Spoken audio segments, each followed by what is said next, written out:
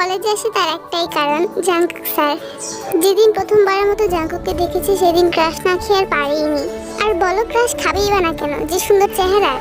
Jungkook স্যারের প্রতি নিজের মনের মধ্যে লুকিয়ে রাখা ফিলিংস গুলো আই লাভ ইউর মাধ্যমে প্রকাশ করার মহা ইচ্ছাটাকে তে আজ ঘুম পাড়িয়ে রেখেছে পরম যত্নে। তে আর কত এভাবে তুই জাঙ্কুকে মনে মনে ভালোবাসবি, বলে দে না, কি সমস্যা বললে? শুন জিমি, মুখে বলাটাই সোজা, কিন্তু কাজটা করতে গেলে দেখবি তোর কাঁপাকাঁপি চড়ে গিয়েছে। দরকার নেই, এভাবেই ভালোবাসবো, তাতে কার কি আসে যায়। শুনতে তোর সহ্য হলেও না, আমার কিন্তু সহ্য হচ্ছে না এসব ন্যাকামো যত সব। আমি জানি কোন দিন বলেই রে, দেখ জিমি, আমার চোখে অগোচরে এসব কিন্তু করতে যাস না, খারাপ হয়ে যাবে বলছি। তাহলে আর কি করবি? জাঙ্কুক স্যারের জন্য তোর না বলা ভালোবাসাটা ভুল করে ফেলে দে না, সেটা তো আর করবি না। তুই আর যাই বলিস না কেন, আজ আমি তোর কথা শুনতে বাধ্য নই।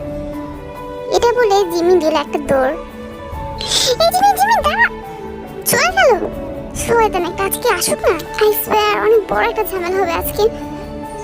একটা কথা, এবার হয়তো আমার ভয়েসটা বেশি একটা ভালো হচ্ছে না, কারণ আমি জাতীয় ওষুধ ঠান্ডায় আক্রান্ত। তোমরা একটু ম্যানেজ করে নিই আমার ভয়েসটা। হ্যালো স্যার, এই যে স্যার, শুনুন একটু। হ্যাঁ জিমি, না তুমি কি কোনো সমস্যা? স্যার একটু ইম্পর্টেন্ট কথা ছিল, একটু জিপে আসা যাবে? কি বললা? সেই রেগেই একটু চিপায় আসেন না, ইম্পর্টেন্ট কথা আছে। এই মেয়ে, তোমার কি লজ্জা শরম কিছু নেই? স্যারের সাথে কিভাবে কথা বলতে এটা কি জানো না নাকি? সম্মান দিয়ে কথা বলো। ঠিক আছে, আসসালামু আলাইকুম স্যার, একটু চিপায় আসবেন? দাঁড়া, আমার লাঠিটা কোথায় রে? স্যার রেগে যাচ্ছেন কেন? একটা ইম্পর্টেন্ট কথা ছিল তাই বলছিলাম। একটু আসবেন ওইখানে? এইভাবেই বলবা। হ্যাঁ বলো, এবার কি বলবা? স্যার আসলে একটা ইম্পর্টেন্ট কথা ছিল, মানে আমার ব্যাপারে না, আমার বেস্টি তের ব্যাপারে। হ্যাঁ তো এদের কি হয়েছে আবার? না আসলে স্যার আমার তের প্রেমে চলতেছে। কি? না আমার প্রেম ধরছে? বুঝলাম না, তুমি কি শুরু করতে পারি জানো? আসলে স্যার বিশ্বাস করবেন কিনা জানি না, আমার তে বান্ধবীটা আপনাকে অনেক ভালোবাসে। প্লিজ স্যার ওকে রিজেক্ট করেন না স্যার, ও ভয়ে আপনাকে বলতে পারতেছে না। হ্যাঁ তো তুমি আসছো কেন? কই, ওকে পাঠাও। স্যার আপনি ওকে রিজেক্ট করবেন না তো? তাহলে আমি যাচ্ছি। যাও, তাড়াতাড়ি রাখো, আমি আবার লেট পছন্দ করি না। এই রে তে, তোকে দেখতে এমন আউলিয়া বাবার দেওয়ালের মতন লাগছে কেন? হ্যাঁ, এত রেগে মেগে ফুলেছিস কেন? তুই একটু আমার সামনে আসবি না? মানে তোকে দুটো কথা বলবো, একদম সামনে তো আমার। তুই আগে শুনবি? স্যার তোকে যেতে বলেছে। আমি সব স্যারকে বলে দিয়েছি, যেতে বলবে না তো কি? আমার আজকে 12টা বাজে চলেছে, তুই আগে এদিকে তোকে দুটো দিয়ে নি। আরে তে, আমি বলেছিলাম যে স্যার তুই আপনাকে বলতে পারছে না, তখন স্যার বলেছে যে ওকে পাঠাও, তুমি কেন এসছো? খুব সুন্দর করে বলছে। স্যারের ফেস দেখে মনে হচ্ছিল স্যার তোকে অ্যাকসেপ্ট করবে। তুই জাস্ট যা। জিমিনকে থাপ্পড় মারার প্রবল ইচ্ছাটাকে এক সাইডে রেখে তুই অবাক হয়ে তাকিয়ে আছে। জিমিন, তুই সত্যি বলছিস তো, নাকি আমাকে মার খাওয়াবার আরেকটা প্ল্যান তৈরি করেছিস? কোনটা? বিশ্বাস কর তুই আমাকে, আমি মিথ্যা বলছি না। তুই যেটা একবার দেখ, কিছু হলে যা 10,000 টাকা তোকে দিয়ে দিব, আর না হয় এমবি ফেরত। যদি তুই সত্যি বলিস তাহলে আমি না যাচ্ছি, দয়া করিস, হ্যাঁ প্লিজ। এটা বলেই তো রওনা হলো জাঙ্কুক স্যারের কাছে। স্যার আসতে পারি? আসতে পারি বলে তো ভিতরেই দাঁড়ায় আসো, আসো। আজ এরকম আমি জিজ্ঞেস করে, এই রে জিমিনের পাশে তোমাকে মিথ্যা কথা বললো? হ্যাঁ স্যার, স্যার আসলে এত আসলে বলছো কেন? এখানে বসো। এই গুটি সুটি হয়ে বেঞ্চের উপর বসে। এবার বলো তো, জিমিন যেটা বললো আর আমি যেটা শুনলাম সেটা কি সত্যি? আসলে স্যার জিমি যেটা বলেছে আর আপনি যেটা শুনেছেন সেটা 100% সত্যি। স্যার আমি আপনাকে অনেক ভালোবাসি, I love you so much. বলতে পারিনি স্যার, যদি আপনি আমাকে রিজেক্ট করে যান এ ভয়ে। আচ্ছা বলো, কতদিন ধরে ভালোবাসো? এই ধরেন আপনি যবে প্রথম এসেছেন তবে ঠিকই নোংরা মরার জায়গা পাও না, শেষমেশ এই স্কুলে এসে তাও আবার টিচারের সঙ্গে। আচ্ছা বলো তো, তোমার মতো মেয়েদেরকে কি করা যায়, কি করা উচিত, অথবা কি শাস্তি দেওয়া যায়? স্যার আই এম সিরিয়াস, আমি জানি না আপনি আমাকে কিভাবে নিচ্ছেন, তারপরে আমি বলবো I love you so much sir, I love you so much. আমার সাথে আসো। কোথায় স্যার? বলছি আমার সাথে আসো। এত প্রশ্ন কেন করছো? সরি স্যার, আর করবো না। জাঙ্কুক যেখানে যেখানে যাচ্ছে তে সেটা ফলো করছে। এমা স্যার, এই বেসমেন্টের সামনে কেন আনলেন আমায়? যা ভিতরে ঢুকো। ভিতরে যাবো মানে? এখানে কি অন্ধকার দেখেছেন? মাকড়সার জাল, তেলাপোকা, ছি, তুমি কি এখন ছিছি করবে নাকি তোমাকে আমি টেনে ভিতরে ঢুকাবো? কোনটা? না না, ঢুকছি। একটা টর্চ হলে ভালো হতো। আমার কথা বলে? আচ্ছা সরি, আর বলবো না। তে হাঁটতে হাঁটতে একদম ভিতরে চলে যায় এবং আশেপাশটা ঘুরে দেখতে থাকে। তখন তো পিছন থেকে দরজা বন্ধ করার আওয়াজ পায়। ঘুরে তাকিয়ে দেখে জাঙ্কুক স্যার ভিতর থেকে দরজাটা লাগিয়ে তের দিকে এগিয়ে আসছেন। স্যার কি হয়েছে? আপনি এভাবে কেন আমার দিকে এগোচ্ছেন? তুমি জানো না বুঝি? আমি এখন আমার ভালোবাসার প্রমাণ নিতে দিবে না আমায়? বলো তে। স্যার আপনার কি মাথা ঠিক আছে? আমি তো। জাঙ্কুক স্যার তে মুখে চেপে ধরে। আমি আর কোনো কথা শুনতে চাচ্ছি না, এবার প্রস্তুত হয়ে পড়ো। আরে তে, এই তে তে, আরে শেষ হয়ে গেল না তো আবার? তাই তো দেখছি। তখন জাঙ্কুক একটু মুচকি হাসে এবং তের ঠোঁটে হালকা করে ওর লিপস ছোঁয়। তে ওর চোখ খুলে নিজেকে ওর রুমেই আবিষ্কার করে। তড়িঘড়ি করে উঠে বসে। আরে আরে, আমি রুমে কিভাবে আসলাম? আর আর একটু আগে যেন কি হয়েছিল? এটা কি স্বপ্ন ছিল নাকি বাস্তব? না বাস্তবই তো। বাস্তব না হলে আমি ঘরে কি করছি? কি আনলো আমায় এখানে? আরে তেমা তুই উঠছস? ভালো হয়েছে, তাড়াতাড়ি উঠ। কত কাম করে আছে নিচে। তোর আম্মু তোর জন্য টেনশনে কোনো কাজই করতেছে না। আর তুই কি আবারও বারান্দা দিয়ে উঠছিস? হ্যাঁ, পড়ে গেলে কি হতো বলতো? আসলে বাবা, হ্যাঁ হ্যাঁ, আমি বারান্দা দিয়ে উঠছিলাম। হ্যাঁ, তোর মা যদি জানে তোর তো থাপড়া তোর 32টা দাঁত ফালাই দিব। তুই দেরি না করে তাড়াতাড়ি নিচে আয়, একটা কথা আছে। আচ্ছা বাবা, তুমি যাও, আমি আসতেছি। আসলে তের একটা ছোটবেলার অভ্যাস ছিল, পুরনো অভ্যাস। ওর বারান্দা দিয়ে ও রুমে প্রবেশ করতো প্রায় সময় ওর আম্মুকে ভয় দেখানোর জন্য। এই রে, কিভাবে কি হলো? লাস্ট আমার মনে আছে আমি সেন্সলেস হয়ে পড়ে গিয়েছিলাম বেসমেন্টে। তাহলে কি আমার বাসায় আনলো? আর বারান্দা দিয়ে দুজন মানুষ উঠলে কেউ না দেখে থাকতে পারবে? উফ, কিচ্ছু বুঝতে পারছি না, আমাকে কে আনলো এখানে? এই সব কিছু ভাবতে ভাবতে বিছানা থেকে নামতেই যাচ্ছিল, তখনই রুমে তড়িঘড়ি করে ইয়ঞ্জন প্রবেশ করলো। এই যে বান্দরের বংশধর, আপনারে কয়দিন মানা করছি বেলকনি দিয়ে ঘরে ঢুকতে? আর এত বড় দামড়া ছেই জেলানা দিয়ে উঠে বারান্দা দিয়ে উঠে মানুষ দেখতে কি বলবে? হ্যাঁ, আমার মান সম্মান তো দেখছি তুই কিছুই রাখবি না। উফ মা, তুমি না একটু বেশি বেশি টেনশন করো। যাও তো নিচে যাও, আমি আসছি। আর বাবা বললো কি যেন একটা বলবে, তা বলো এখন। না না, তুই নিচে আয়, তারপর বলছি। অনেক ইম্পর্টেন্ট একটা কথা। তাড়াতাড়ি রেডি হয়ে নিচে আয়। ইস, ব্যাগপত্র সব এলোমেলো করে রেখেছে, তাড়াতাড়ি এসব গুছিয়ে নিচে আয়। আচ্ছা বাবা, হয়েছে তো, এবার নিচে যাও, আমি আসতেছি। তে ফ্রেশ হয়ে ওর ঘরটাকে গুছিয়ে নিচে চলে আসে। সেদিকে ওর আম্মু আর আব্বু ডাইনিং টেবিলে বসে আছে খাবার নিয়ে। ও আসছো নবাব জাদি, এত সময় নিলা কেন? আধা ঘন্টা হয়ে গেছে। এতক্ষণ লাগে ফ্রেশ হয়ে ঘর দুয়ার গুছাতে? ও ফিয়ান্সি, তুমি সবসময় মেয়েটাকে বকা দাও, এটা বলতে দাও। ক্লান্ত দেখাচ্ছে ওর ফেসটাকে।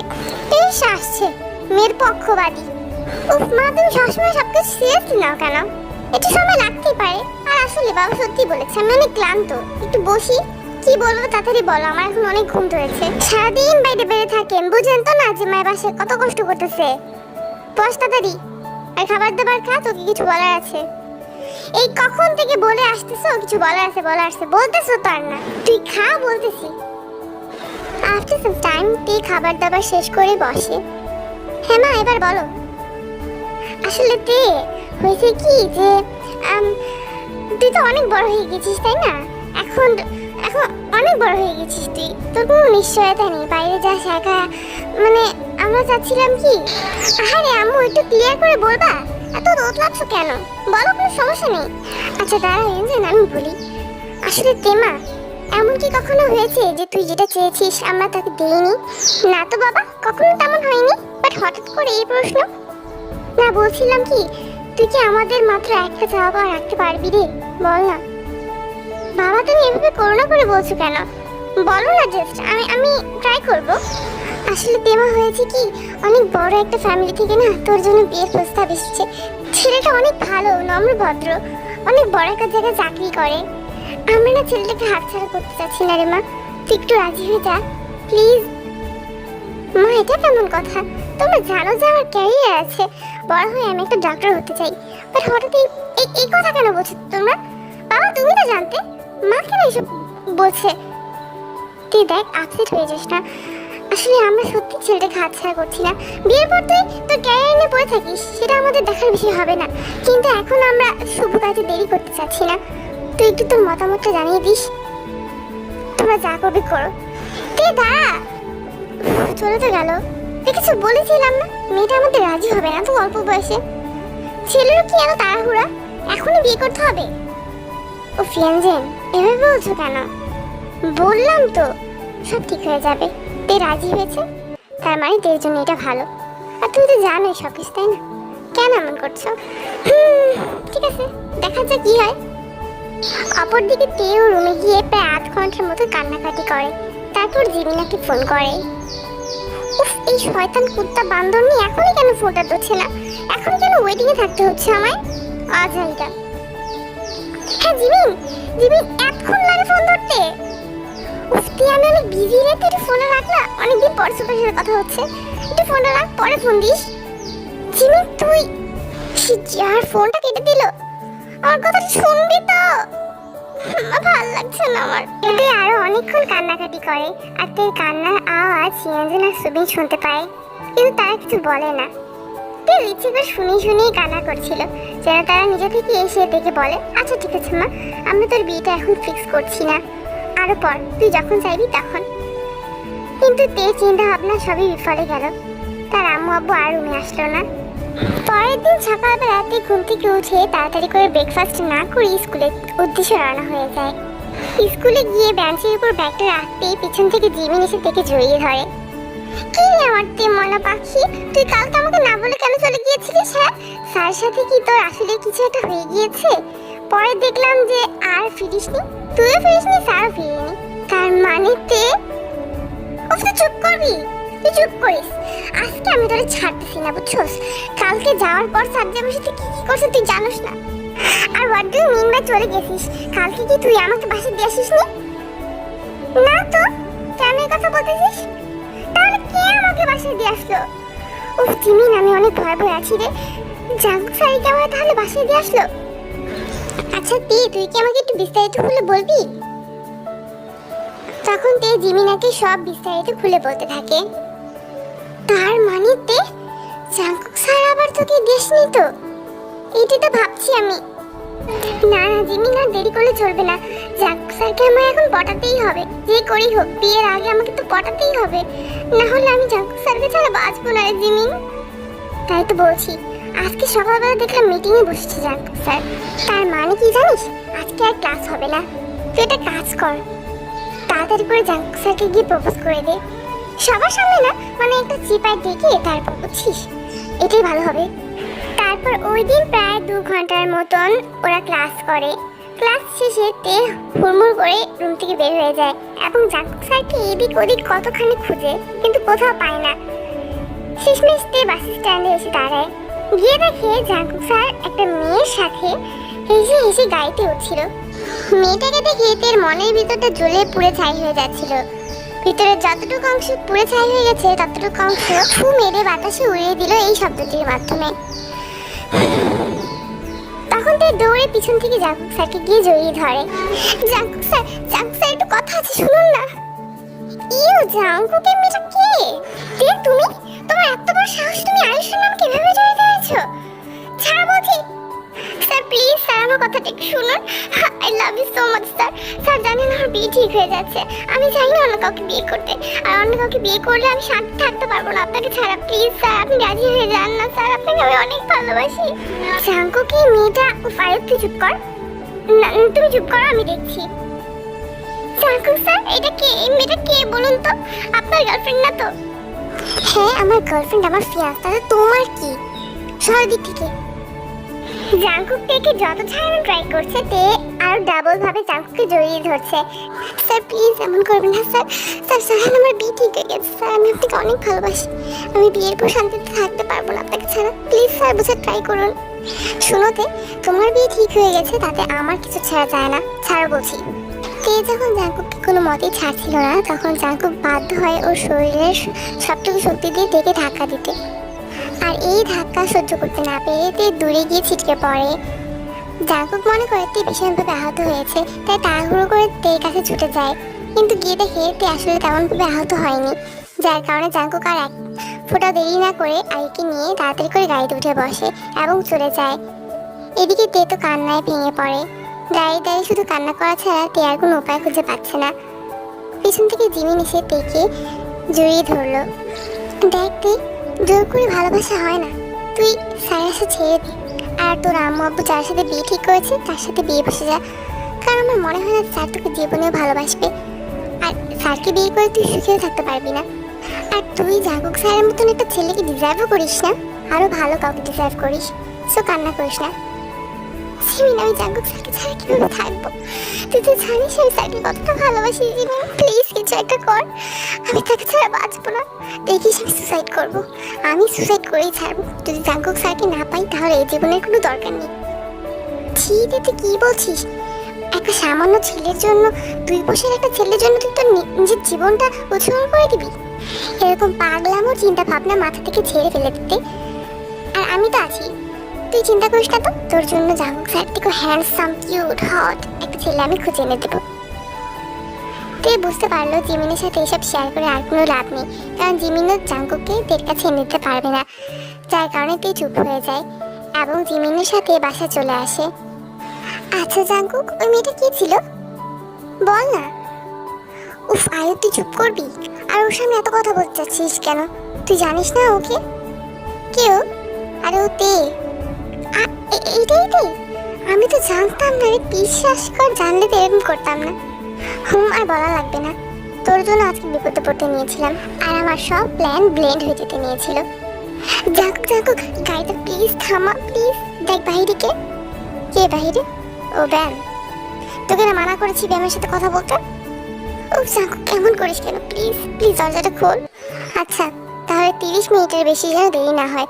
বাসায় গেলেই আম্মু আমাকে হাজারটা প্রশ্নের সম্মুখীন করবে। প্রতিদিন আমি তোর জন্য এত গুছিয়ে গুছিয়ে মিথ্যা কথা বলতে পারবো না। Mind it. Okay thank you ভাইয়া। তারপর আয়ু গাড়ি থেকে নেমে ব্যামের হাত ধরে হাঁটতে শুরু করে, আর গাড়ি স্টার্ট দিয়ে বাসায় চলে আসে। তুই আসছিস? এদিকে এদিকে একটা কথা আছে। বলো। কি রেতে, তোর গলা এমন লাগছে কেন শুনতে? কিছু হয়েছে?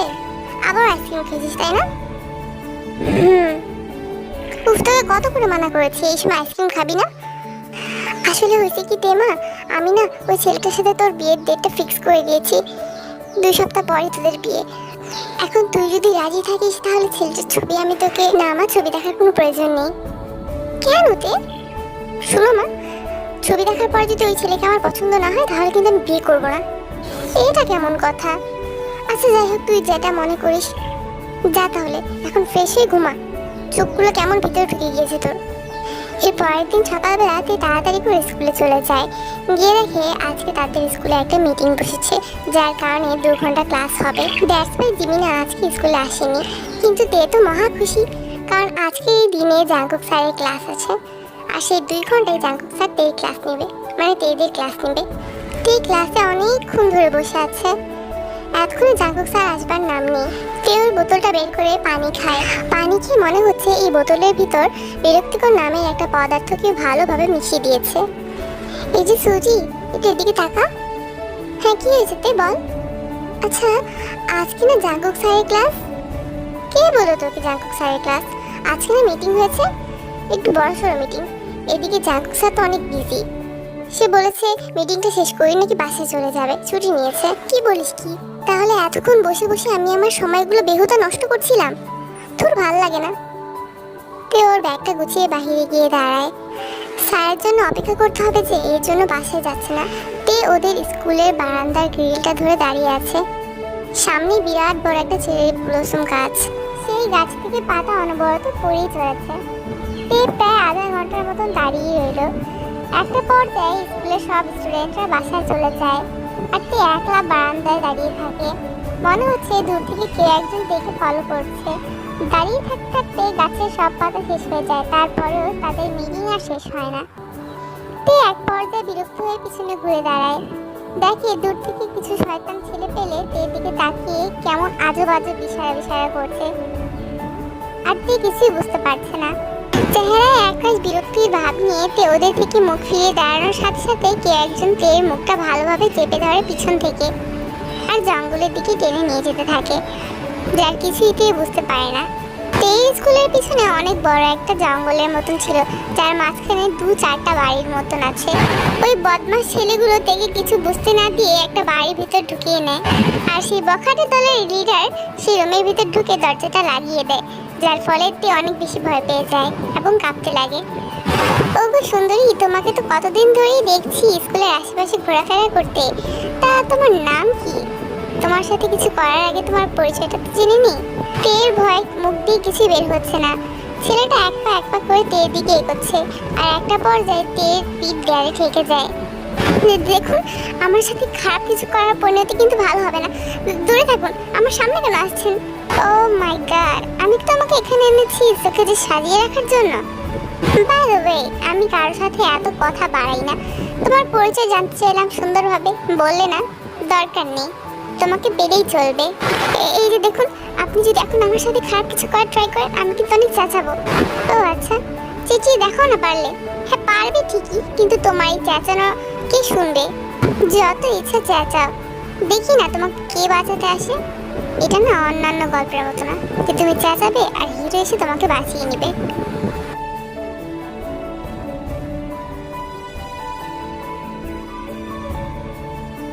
তোর সাহসও দেখছি বিন্দু পরিমাণও কম না। বুঝেছি, তোকে আর সময় দেওয়া চলবে না, তাড়াতাড়ি আমার কাজটা ছাড়তে হবে। ছেলেটাতে হাত পা বেঁধে ফেলে আর মুখটা একটা কাপড়ের সাহায্যে ভালো করে বেঁধে ফেলে এবং নেগের হতে শুরু করে। তে শুধু তাকিয়ে থাকা ছাড়া আর কিছুই করার ছিল না। ছেলেটি তের সাথে খারাপ কিছু করতে যাবে, তখনই বাহির থেকে অনেক ভাঙচুর এবং মারামারির আওয়াজ আসতে থাকে। আমার কাজের সময় না শুধুমাত্র বাধা আসে। ছেলেটা এটা বলে বাহিরে চলে যায়। তে কিছুক্ষণের জন্য স্বস্তি নিঃশ্বাস ফেলে এবং দোয়া করতে থাকে। এদিকে বখাটে দলের লিডার চেলাবেলাদেরকে আগে থেকেই বলে রেখেছিল যেন কেউ আসলে বাহির থেকে দরজাটা লাগিয়ে দেয় এবং ওরা নিজেরাই মোকাবেলা করে, আর ডাকলে দরজা যেন খুলে দেয়। ঠিক তেমনই হয়েছে। সেই বখাটে দলের লিডার প্রায় অনেকক্ষণ যাবৎ দরজায় কড়া নাড়ছে, কিন্তু বাহির থেকে কেউই সাড়া দিচ্ছে না। একটা পর্যায়ে সে বিরক্ত হয়ে একটু জোরে জোরে ধাক্কানো শুরু করলো। কিছুক্ষণের মধ্যে আস্তে হয়ে দরজাটা খুলে যায় এবং সে বাহির ঢুকে দিতেই কে একজন তার মাথায় অনেক জোরে একটা আঘাত করে এবং সাথে সাথে সে নিচে পড়ে যায়। তে তো অবাকের উপর অবাক, এত নীরব নিটাল একটা স্থানে কে আসলো থেকে বাঁচাতে? চিন্তা ভাবনার অন্তিম ঘটিয়ে কেউ একজন ভিতরে ঢুকলো। অন্ধকারের কারণে চেহারাটা বোঝা যাচ্ছে না, কারণ পিছনে অনেক আলো ছিল। সামনে এসে তের মুখটা এবং হাত পা খুলে দিল। স্যার, আপনি আপনি এখানে? আপনি আমাকে থাপ্পড় মারলেন কেন? আমি কি করেছি? জাদু সব তো ওরাই করেছিল। শুনো শয়তান মেয়ে কথাকার, এক হাতে না তালি বাজে না। তোমারও দোষ ছিল। তোমাকে কে বলেছিল যে দাঁড়িয়ে থাকতে? স্যার, আসলে আমি আপনার জন্য অপেক্ষা করছিলাম। আমি তোকে বলেছি আমার জন্য অপেক্ষা করতে? আর একটু দেরি হলে তো ওরা তোর সাথে কিছু একটা করেই ফেলতো। তখন সমাজে কিভাবে মুখ দেখাতি? আগে নিজের চিন্তা করো, তারপর পরের চিন্তা। উঠো এখন। কি উঠছো না কেন? এত কাঁদতে হবে না, উঠো তো। আমি আছি না এখানে? তে কান্না করছিল প্রচুর পরিমাণে এবং কাঁপছিল। তখন জাঙ্কুক তেকে উঠে দাঁড়াতে হেল্প করে। এই মেশাহাসি হও আর বাঘের মতো লড়তে শিখো। চুপচাপ বসে থাকবে না কখনো, আর না হলে ভবিষ্যতে এর থেকে বড় বিপদে পড়তে হবে। Mind it. এইটা বলে জাঙ্কুক স্যার বাইরের দিকে চলে যাচ্ছিল। কি হলো আবার? স্যার একটা কথা বলেছিল। বলো তাড়াতাড়ি। Sir, I love you. Sir please বিশ্বাস করুন। স্যার জানেন আমার না বিয়ে ঠিক হয়ে যাচ্ছে। স্যার আমি আপনাকে ছাড়া থাকতে পারবো না। প্লিজ স্যার, আপনি একটু রাজি হয়ে যান। দেখো তে, তোমাকে আর কতবার বলতে হবে? জোর করে ভালোবাসা হয় না। এন্ড আমার মনে তোমার জন্য ওই ফিলিংসটা নেই যে ফিলিংসটা তোমার হয়তো আমার জন্য আছে। এখনো তুমি অনেক ছোট, তোমার আরো বড় হতে হবে। তোমার একটা ক্যারিয়ার আছে, তোমার স্বপ্ন আছে, ওগুলো পূরণ করতে হবে। বিশ্বাস করো, বিয়ের জন্য না এত আগে আমি কোনো মেয়েকে পাগল হতে দেখিনি। স্যার, আমি তো বিয়ে করার জন্য না। বিয়ে করার জন্য না হলে কি ন্যাকামোর জন্য বলছো আমাকে এসব? তুমি কি বারবার ভুলে যাও যে একটা টিচার তোমার সামনে দাঁড়িয়ে আর ওনার সাথে তুমি এভাবে বেয়াদবি করছো? আমার জানি অন্য কেউ হলে মেয়েরা তোমাকে পুঁতে ফেলতো এখানে। আশা করা যে আজকে যেগুলো বলেছি সেগুলো তোমার কান দিয়ে ঢুকবে। এটা বলে জাঙ্কুক আবার হাঁটাতে নিল। কি হলো আবার? Sir, I still love you sir. Please please understand. সোজা কথা কান দিয়ে ঢুকে না। এতক্ষণ ধরে যে আমি কষ্ট করে স্পিচগুলো দিলাম, এগুলো মনে হয় সব তোমার এক কান দিয়ে ঢুকেছে আর আরেক কান দিয়ে বের হয়ে গেছে। আচ্ছা বলো তোদের, এসব করলে কি দরকার স্কুলে পড়ার? এসব করলে আজকে আমার প্রতি আকর্ষণ হয়েছে তো কালকে আরেকজনের প্রতি হবে, এটা নর্মাল। তুমি এখন অনেক ছোট, তোমার সেই বয়সটুকু হয়নি যে বয়সে এসব মানুষ করে। কিন্তু স্যার আবার কথা বলে, একদম চুপ, বাইরে আসো। কথা আছে না, বানরকে সুযোগ দিলে তাল গাছে উঠে যায়। তে আর কিছু বলতে পারলো না, বাইরে চলে আসলো। সিন শিফট হয় তের বাড়িতে। তে ঘরে ঢুকে এলোমেলো ভাবে ওর কাপড় চোপড় ব্যাগটা ফেলে দিতে লাগলো এবং বাপাস করে বিছানায় শুয়ে পড়লো। আর এদিকে তের আম্মু নিচ থেকে তেকে ডেকেই যাচ্ছে, অনবরত ডেকেই চলছে। একটা পর্যায়ে ওয়ান ডাকতে ডাকতে উপরে চলে আসে। কি রে তে মা, তোকে যে এতক্ষণ ধরে ডাকছি তুই কোনো সারা শব্দ দিচ্ছিস না কেন? মনিটরে রেখেছিস নাকি? উঠ। উফ মা, এমন করতেছো কেন? আমি অনেক ক্লান্ত, যাও তো যাও, পরে পরে কথা হবে। এমন করতেছিস কেন? তোর ব্যাগপত্র মানে কি অবস্থা এগুলো? গুছা, তাড়াতাড়ি উঠ, গুছিয়ে টুছিয়ে ফ্রেশ হয়ে তারপর শো। আর শোনো, একটা কথা আছে। একটা কথা কি, তাড়াতাড়ি বলে নিচে চলে যাও। এই সেভাবে কথা বলছিস কেন? হয়েছে কি যে আসলে 2 সপ্তাহ পরের কথা বলেছিলাম না, সেটা 2 সপ্তাহ পর না, এই শুক্রবারই হবে। 2 দিন পর পর কি ঢং শুরু করেছো তুমি?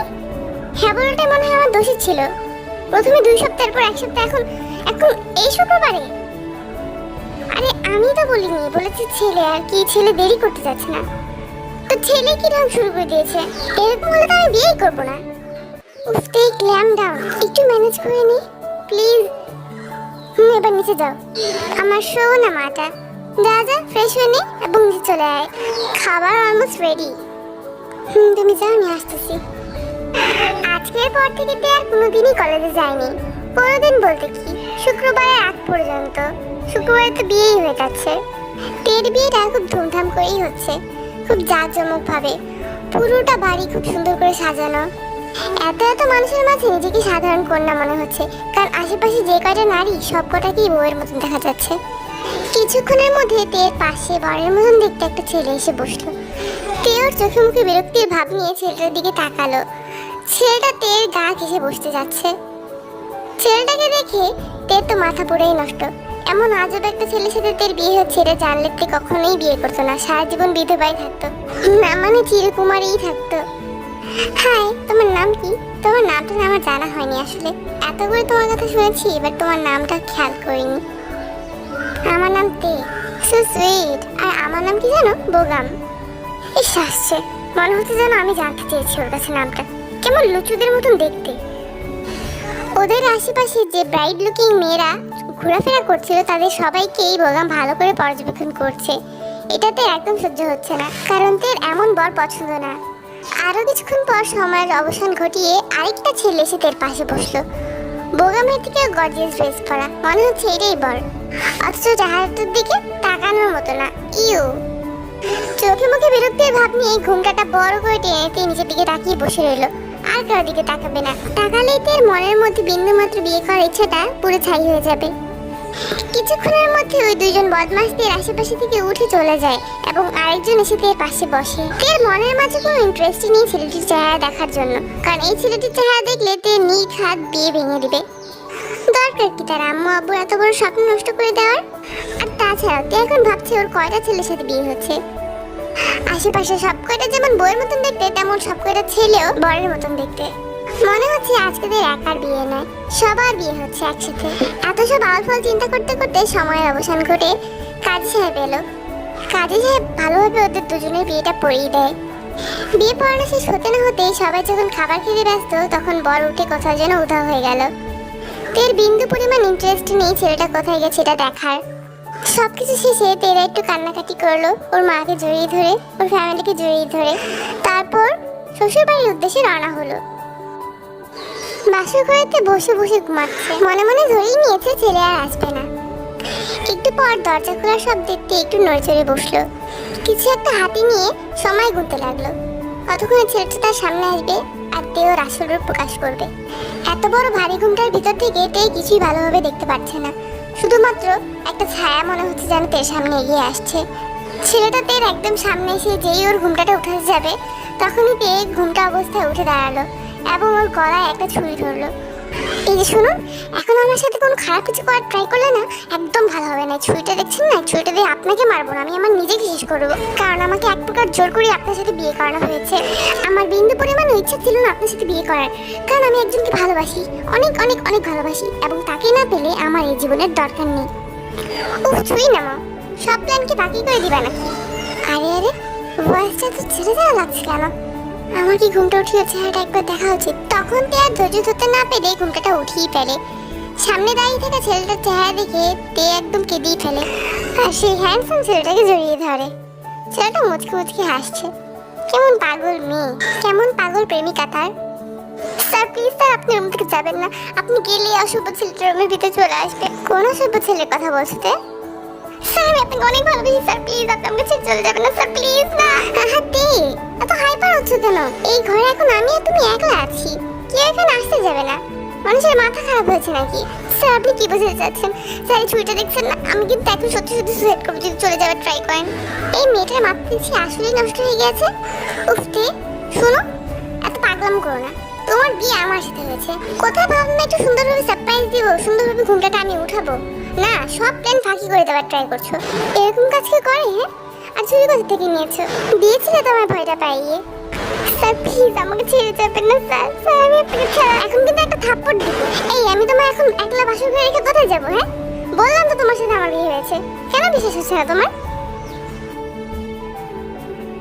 দেখো তে, এত কান্নাকাটি কি আছে? তোমার সাথে আমার মিলন আছে বলেই তো আজকে আমার তোমার সাথে বিয়ে হয়েছে, তাই না? আর রিয়েলি আমি তোমাকে সারপ্রাইজ দিতে চেয়েছিলাম, এবং আম্মু আব্বু তোমাকে সারপ্রাইজের জন্য কিছু বলেনি। তাহলে আমার আম্মু আব্বু যে বললো আমার নাকি আমার বাবার বন্ধুর ছেলের সাথে বিয়ে হচ্ছে, উফ এই গরম ঘরে না থাকতে ইচ্ছে করছে না, এত গরম। চলো ছাদে যাই, সেখানে গিয়ে দাঁড়িয়ে দাঁড়িয়ে তোমাকে সব কিছু খুলে বলছি। আজ শীত গিয়ে বসন্তের প্রথম দিন, দিনটি খুব সুন্দর। এত সুন্দর একটি দিনকে মিস করতে চাই না, তাই বন্ধুদেরকে নিয়ে বাইরে চলে গেলাম। কোন চাকরিটা করলে ভালো হবে বেশি, এটাই আলোচনা করছিলাম। কথা বলতে বলতে একটা পর্যায়ে আমরা বড় স্কুলের সামনে গিয়ে দাঁড়ালাম। এখন সবাই সবার মতন কথা বলছে, নিজেদের মধ্যে ব্যস্ত হয়ে পড়েছে, কেউ আমাকে পাত্তাই দিচ্ছে না। তাই একটু বিরক্ত হয়ে এদিক ওদিক তাকাতে শুরু করলাম। হঠাৎ করে স্কুলের বারান্দায় গেল আমার চোখ, সেখানে গিয়ে স্তব্ধ হয়ে গেল সবকিছু। এত সুন্দর একটা মানুষকে এইখানে এই মুহূর্তে দাঁড়িয়ে থাকতে দেখতে পাবো, এটা কল্পনাও করতে পারিনি। মনের মাঝে কেমন কেমন করতে শুরু করলো। হঠাৎই স্কুলে ঘন্টা পড়ার আওয়াজে আমার ধ্যান ভাঙলো। তাকিয়ে দেখলাম সেই মেয়েটি আর সেখানে দাঁড়িয়ে নেই, ব্যাগপত্র হাতে নিয়ে আমার পাশ কেটে চলে যাচ্ছে। কি আশ্চর্য, আমি বুঝলামও না। পাশে থাকা বন্ধুদেরকে 19-20 বুঝিয়ে মেয়েটির পিছনে হাঁটা দেওয়া শুরু করলাম। কোথায় থাকে এটা আমার জানতেই হবে, কারণ প্রথমবারের মতো মেয়েটাকে দেখে বুঝতেই পারছিলাম যে ভালোবাসা কাকে বলে। মেয়েটার পিছু পিছু হাঁটতে হাঁটতে অনেক দূর গেলাম। হঠাৎ করে মেয়েটা একটা সিএনজিতে উঠলো। মেয়েটির সাথে সাথে ওর গন্তব্যস্থলে গিয়ে দেখি সেটা আসলে মেয়েটির নিজের বাড়ি নয়, তার বান্ধবীর বাড়ি। কিছুক্ষণ সেখানে দাঁড়িয়ে থেকে আমার বোঝা হয়ে গিয়েছিল, বিরক্তির ছাপ চেহারা স্পষ্ট। তারপরও কিছু না বলে সেখান থেকে চলে আসলাম। পরের দিন আবারও বন্ধুদেরকে ফাঁকি দিয়ে স্কুলে চলে গেলাম। গিয়ে দেখছি মেয়েটি আজ আসেনি। এর পরের দিন আবার এসে দেখছি ঠিক মেয়েটি সেই জায়গায় দাঁড়িয়ে আছে। আজকে আমি বাসা থেকে বের হবার আগে পণ করেই নিয়েছি যে মেয়েটির বাড়ির ঠিকানা আজ আমি নিয়েই ছাড়বো। মেয়েটির পিছনে ওর বাড়ির ঠিকানা যাতে সফল হলাম। এখন শুধু বিয়ে করে বাড়ি আনা বাকি। প্রথমে আমার রুমে গিয়ে নিজেকে ভালোভাবে আয়নার সামনে দাঁড়িয়ে পর্যবেক্ষণ করতে লাগলাম। দেখলাম মেয়েটির সাথে বেশ ভালোই মানাবে আমাকে। তাড়াতাড়ি করে বাবার কাছে চলে গেলাম। বাবা একটা কথা ছিল। কি কথা? তাড়াতাড়ি বলে এখান থেকে চলে যাও। বাবা তুমি এখনো ম্যাড? বললাম তো কি বলবে সেটা বলে এখান থেকে বিদায় হও।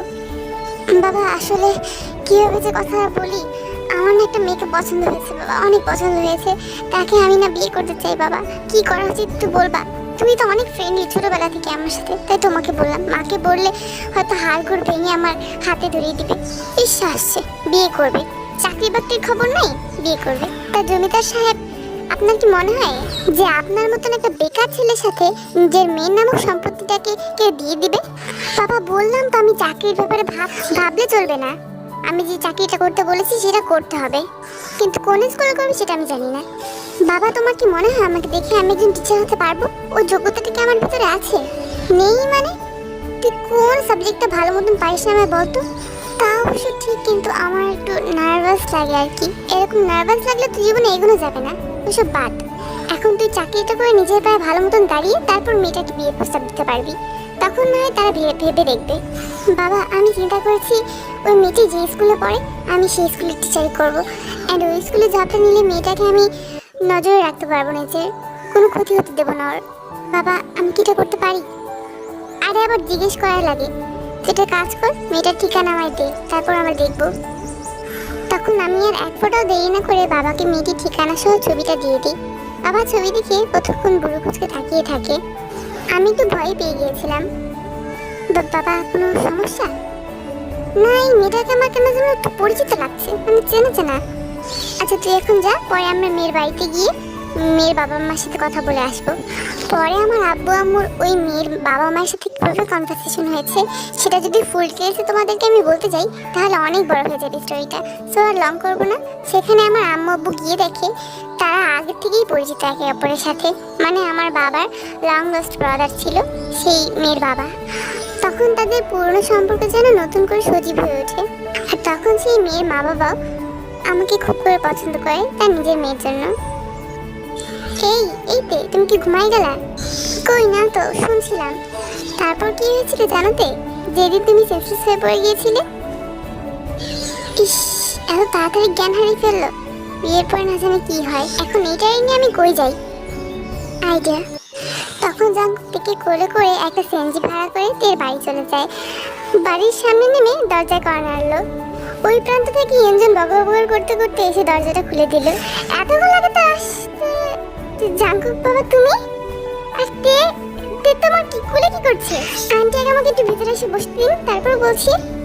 তখন জাঙ্কুক ভিতরে ঢুকে তেকে কোলে করে ওর রুমে নিয়ে শুয়ে দিয়ে আসে এবং নিচে এসে রুমে বসে ইঞ্জিনকে সব কিছু খুলে বলে। আসলে আন্টি, আমার আর তে থেকে দূরে থাকা হচ্ছে না। আপনি একটু প্লিজ বিয়েটা তাড়াতাড়ি করে দেওয়ার ট্রাই করুন তো। আমি আর তে থেকে দূরে যেতে পারছি না। ও এই কথা! এখন যদি তাকে বলে দেয় কি রাজি হবে বলো বাবা, তুমি তো বুঝো। আরে ওর একটা ক্যারিয়ার আছে না, বড় হয়ে ডাক্তার হতে চায়। এখন কিভাবে বাধা দিয়ে বলো তো? ভালো কাজ দিতে এটা, তাই না? আন্টি, আমি এত কিছু বুঝি না। প্লিজ আপনি যে করে হোক দেখে ম্যানেজ করবেন। আর আমি দেখে একটু সারপ্রাইজ দিতে চাই, আপনি বলবেন ওনাকে, ঠিক আছে? আচ্ছা বাবা, তুমি তাহলে যাও, আমি ম্যানেজ করবো সব কিছু, সমস্যা নেই। তখনকার মতন জাঙ্কুক তো শান্ত হয়, কিন্তু পরে যখন দেখে আবার কিডন্যাপ করে পকেটে নিয়ে যাচ্ছিল তখন জাঙ্কের আরো ভয়টা বেড়েছে, যার কারণে কি না টাইমটাকে আরো সামনে নিয়ে আসে। বুঝছো তে, এটাই হয়েছিল ওই দিন। তে এই তুমি ঘুমায় যাও না? আমি শুনছি তো, আমি শুনছি আপনি যেটা বলছেন, আমি শুনছি। এভাবে মরার মতন পড়ে থাকলে আমি বুঝবো কিভাবে তুমি কি ঘুমাইছো না? যাক না, উঠো তাড়াতাড়ি, উঠো, নিচে যেতে হবে। আর এতক্ষণ আমি কি বলছি শুনছো না? শুনছি, সবকিছু বুঝছি। আর একটু থাকি না, নিচে কেন যাবার তাড়াতাড়ি? আজকে ওয়েদারটা কত সুন্দর দেখছেন? দেখছি, ওয়েদার দেখছি। এখন নিচে চলো, অনেক দেখা হয়ে গেছে। আমার ঘুম আসতেছে। এটা আমি আগেই বলছিলাম। চলো আমি তোমাকে কুলে করে নিচে নিয়ে যাই। স্যার একটা কথা বলি। বলো। স্যার শুনছেন? বলো, শুনছি। স্যার আমি আপনাকে সত্যিই অনেক ভালোবাসি। জানি তো স্যার, আমি কিন্তু সত্যিই আপনাকে ভালোবাসি। দাঁড়াও আগে নিচে যেয়ে নি, তোমার ভালোবাসার এই প্রতিদান আমি দিব তো। এই কি করতেছেন আপনি সব? আমার এখন অনেক ঘুম পাইতেছে, শোনেন তো অন্য কোনো দিন। না, আগে আমি আমার ভালোবাসার প্রমাণটা নিয়ে নিই, তারপর তুমি আজান দেওয়ার 2 মিনিট আগে ঘুমায় যাও। এটা আবার কেমন কথা? আচ্ছা ওয়েট, যেহেতু করবেন নি তাহলে আপনার বিবেকটা কি? মানে আমি আবার কি করলাম? আপনি লাইটটা অফ করবেন না? মানে আর্মিরা কিভাবে আমাদের দিকে থাকে আছে, একটা আশ্চর্য বিষয় না? ও এই কথা। ওয়েট বেবি, আমি লাইট অফ করে দিয়ে আসতেছি। তারপরে তো আর কিছু আমি নিজেই দেখতে পারতেছি না, তোমাদেরকে কি দেখাবো।